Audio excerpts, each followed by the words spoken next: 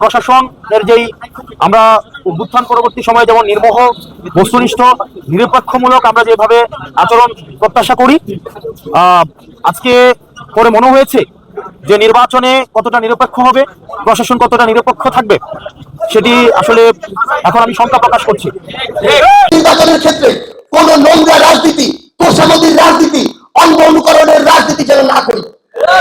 যে যোগ্য তাকে শুধু আপনি একটা ক্রাইটেরিয়াতেই অতিক্রম করতে পারবেন, সেটা হচ্ছে নিজেকে তার চেয়ে বেশি যোগ্য করে গড়ে তোলা।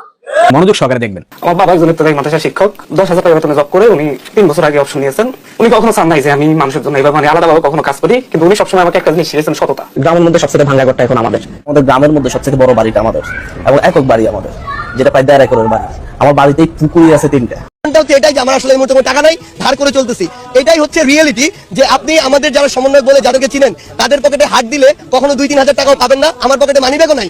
দুইটা ভিডিও তো আপনারা দেখলেন। এবার আসেন নির্বাচনী হলফনামায় এই গুলাদের কার কত সম্পত্তির পরিমাণ এবং এদের বাৎসরিক আয় কত টাকা। প্রথমে সার্জিস আলমের কতখানি সম্পত্তি রয়েছে সেই বিষয়টা আমরা দেখব, এবং সেই ভিডিওটা আপনাদের সাথে শেয়ার করব। যে এনসিপি নেতাদের হাতে কোনো টাকা পয়সা ছিল না, কোনো কিছু ছিল না, তাদের আজকে এত কোটি টাকা, এত লক্ষ টাকা কিভাবে আসলো। প্রিয় দর্শক শ্রোতা মণ্ডলী, সেটা আমরা সম্পর্কে জানবো। তার আগে আমরা আরও একটু ভিডিও দেখব, যেখানে হাসনাত আবদুল্লাহ নির্বাচনের আর প্রশাসন নিয়ে তিনি একটা মন্তব্য করেছে, যেটা ইতিমধ্যেই সামাজিক যোগাযোগ মাধ্যমে তোলপাড় উঠেছে। তার বক্তব্য ছিল এরকমই যে নির্বাচনে প্রশাসনিক যে ব্যবহার সেটা পুরোপুরি বিএনপির দিকে যাচ্ছে। চলেন দেখি তিনি কি বলেন। অর্থাৎ দেবিদ্বার থেকে আমাকে মনোনয়ন দিয়েছে, আমি গত 29শে ডিসেম্বর সেটি সাবমিট করেছিলাম।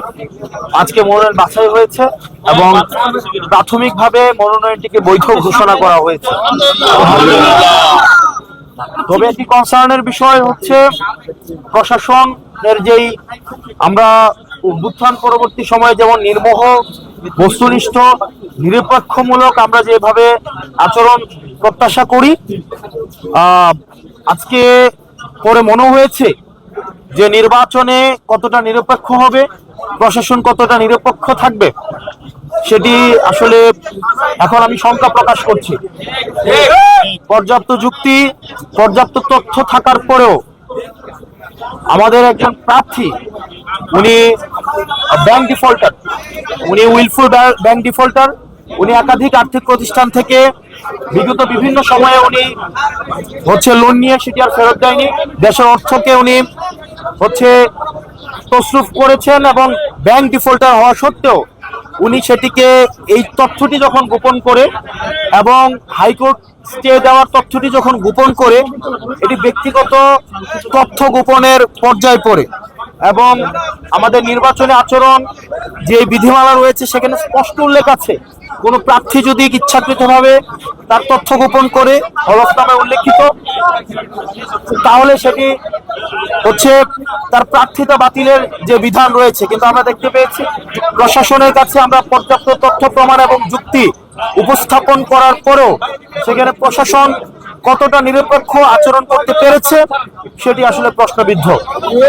তো আমরা এখনো প্রত্যাশা করি, কিন্তু প্রশাসন আমাদের কাছে মনে হয় একটা বিএনপির দিকে ঝুঁকে গিয়েছে। সহজ কথা, প্রশাসনের যে দ্বিচারিতামূলক আচরণ সেটি নিরপেক্ষ, সুষ্ঠু, অংশগ্রহণমূলক নির্বাচন কতটা হতে পারে সেটি নিয়ে আসলে আমরা শঙ্কা প্রকাশ করছি।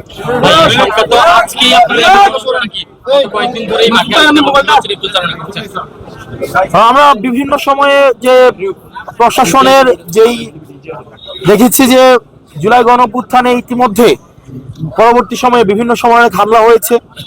আমরা দেখেছি হাদি ভাইকে নির্মমভাবে হত্যা করা হয়েছে, স্পষ্টভাবে প্রমাণ থাকা সত্ত্বেও আমরা এখনো পর্যন্ত দৃশ্যমান কোনো ধরনের ব্যবস্থা নেয়নি। সেগুলো প্রশাসনের গাফিলতি এবং জুলাই অভ্যুত্থান পরবর্তী সময়ে গত 1.5 বছর আমরা দেখেছি যে প্রশাসনের আসলে দৃশ্যমান, প্রশাসনের যারা কর্তা কর্মব্যক্তি রয়েছে তারা নিজেদের সংস্কার তারা চেয়েছে তারা নিরপেক্ষ থাকতে, কিন্তু কতিপয় রাজনীতিবিদ, কতিপয় রাজনৈতিক দল তারা প্রশাসনকে, পুলিশকে নিয়ন্ত্রণ করতে চায়। সেই জায়গা থেকে পুলিশ কমিশন, অ্যাডমিনিস্ট্রেটিভ কমিশন ঘটিয়ে হলেও সেটা এখনো পর্যন্ত আলোর মুখ দেখতে পায়নি। তো এই নির্বাচনের মধ্য দিয়ে প্রশাসন আসলে কতটা সংস্কার হয়েছে বা হয়নি সেটির আসলে বহিঃপ্রকাশ ঘটবে। দেবিদ্বারবাসীর জন্য বলবো, দেবিদ্বারের মানুষের কাছে প্রত্যাশা এবং আহ্বান থাকবে, আপনারা ভোট দিতে আসবেন দেবিদ্বারে। আবার হচ্ছে আমরা চাই, এতদিন পর্যন্ত আপনাদের ভোটাধিকার বঞ্চিত করা হয়েছে, এখন আপনাদের ভোট দেওয়ার সুযোগ আসছে, যোগ্য প্রার্থীকে বেছে নেওয়ার সুযোগ আসছে। আমাদের মা বোন, আমাদের ভাইয়েরা, আমাদের রেমিটেন্স যোদ্ধা যারা আছেন, চাকরিজীবী, শিক্ষক, পেশাজীবী, আপনারা যারা আছেন, জুলাই অভ্যুত্থানে যে তরুণ প্রজন্ম অংশগ্রহণ করেছে, যারা জীবন দিয়েছে, আহত হয়েছে, আমাদের জেনজি নামে যাদেরকে ডাকি, তারা এইবারের মতো অনেকেই ভোট দিবে প্রথমবারের মতো। আমরাও প্রথমবারের মতো আমরা ভোট দিব, এই প্রথমবারের মতো মনোনয়ন করেছে। এবং আমাদের সেখানে বাংলাদেশ জামাতি ইসলামী সহ আমাদের যে জোট যেটিকে সমর্থন দিয়েছে, অর্থাৎ শাপলাকলি, এই আমরা বিশ্বাস করি ফেব্রুয়ারির 12 তারিখ দেবিদ্বারবাসীর সবার ভোটে শাপলাকলির বিপুল হচ্ছে বিজয়। তারা আলোর পথে আসবে, তারা স্থিতিশীল রাজনীতিতে বিশ্বাস করবে, থিতু হবে, মৌলবাদী, ধর্মীয়, উগ্রবাদী, সাম্প্রদায়িক রাজনীতি বন্ধ করে দেবে। তারা উগ্রবাদ, জঙ্গিবাদকে প্রশ্রয় দেবে না। কয়লা ধুইলে কখনো ময়লা যায় না। জামাতের সাথে বিএনপির একটা বৈঠক হয়েছে, সেই বৈঠকে জামাতের সাদা শকুন ডক্টর শফিক বলেছে, অতীতে আমরা একসাথে ঐক্যবদ্ধভাবে রাজপথে কাজ করেছি, ভবিষ্যতেও করতে পারি। আগামী 5 বছর জাতির জন্য আমরা ভালো কিছু করার জন্য উদ্গ্রীব হয়ে বসে আছি। সেক্ষেত্রে আমরা আবার ঐক্যবদ্ধ হতে পারি। আমাদের মধ্যে একটা ফলপ্রসূ আলোচনা সভা হয়েছে।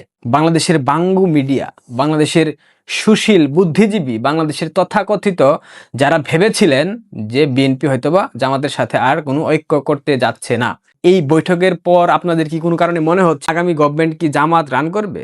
জামাত কি লিড দেবে? বিএনপি কি প্রধান বিরোধী দল হবে? 150-এর উপরে আসন নিয়ে সংসদে প্রতিষ্ঠিত হবে? বিএনপি কি 100 আসন নিয়ে জামাতের বিরোধী দল হবে? দেখা যাক খেলা আসলে কোন দিকে যায়, কোন দিকে যাচ্ছে। তবে সুৎকুর ইউনূস, বাংলাদেশের প্রশাসন সবাই জামাতের পক্ষে যে কাজ করবে সেটা হয়তো এখন বোঝাই যাচ্ছে। দেখা যাক, আগেই ভবিষ্যৎবাণী করে আসলে লাভ নাই। আসন্ন নির্বাচনকে কেন্দ্র করে এনসিপির বাছুরগুলা তাদের হলফনামা দেখিয়েছে। নির্বাচনী হলফনামায় তো অবশ্যই সম্পত্তির পরিমাণ, বাৎসরিক আয়, বিভিন্ন বিষয় উল্লেখ করতে হয়। এই হলফনামা দেখার পর লিটারেলি আমার চোখ কপাল উঠে গেছে, চক্ষু চরক গাছ হয়ে গেছে। তার আগে আপনাদেরকে আমি 2টা ভিডিও দেখাতে চাই, অতীতের 2টা ভিডিও, আপনারা একটু মনোযোগ সহকারে দেখবেন। আমার বাবা একজন ইবতদায়ী মাদ্রাসার শিক্ষক, 10,000 টাকা বেতনে জব করে উনি 3 বছর আগে অপশন নিয়েছেন। উনি কখনো চান নাই যে আমি মানুষের জন্য এইভাবে মানে আলাদাভাবে কখনো কাজ করি, কিন্তু উনি সবসময় আমাকে একটা জিনিস শিখিয়েছেন, সততা। গ্রামের মধ্যে সবচেয়ে ভাঙ্গা ঘরটা এখন আমাদের গ্রামের মধ্যে সবচেয়ে বড় বাড়িটা আমাদের, এবং একক বাড়ি আমাদের, যেটা প্রায় 1.5 একরের বাড়ি। আমার বাড়িতেই পুকুরি আছে 3টা। হচ্ছে এটাই যে আমার আসলে এই মুহূর্তে কোনো টাকা নাই, ধার করে চলতেছি। এটাই হচ্ছে রিয়েলিটি, যে আপনি আমাদের যারা সমন্বয়ক বলে যাদেরকে চিনেন, তাদের পকেটে হাত দিলে কখনো 2-3 হাজার টাকাও পাবেন না। আমার পকেটে মানি ব্যাগও নাই। 2টা ভিডিও তো আপনারা দেখলেন। এবার আসেন নির্বাচনী হলফনামায় এই গুলাদের কার কত সম্পত্তির পরিমাণ এবং এদের বাৎসরিক আয় কত টাকা।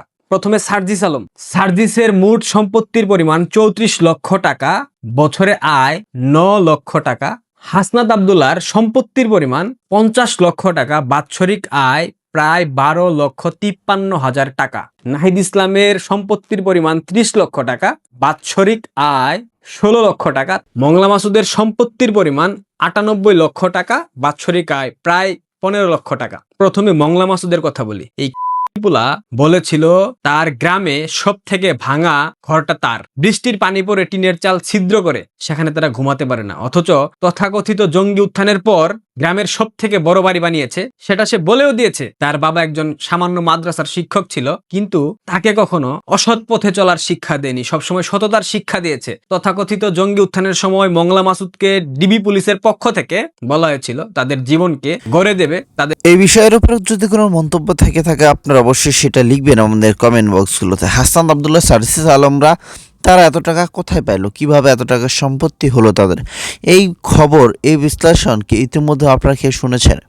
প্রিয় দর্শক, এত টাকা কোথায় পাইলো হঠাৎ করে এই এনসিপি নেতারা, যারা কিনা জুলাই আন্দোলনের অন্যতম সমন্বয়ক ছিল, যারা একসময় ডায়লগ দিত যে তাদের পকেটে কোনো টাকা নেই, তারা একদমই অবস্থা তাদের খারাপ।